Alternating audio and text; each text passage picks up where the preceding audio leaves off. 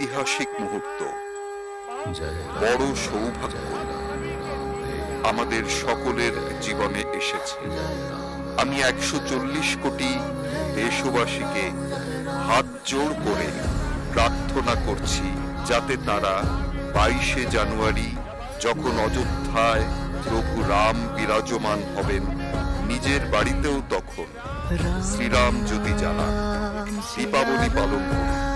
22শে জানুয়ারির সন্ধ্যেবেলা সারা ভারত আলোকিত হওয়া চাই। সকলের ইচ্ছা 22শে জানুয়ারি আয়োজিত অনুষ্ঠানের সাক্ষী হওয়া।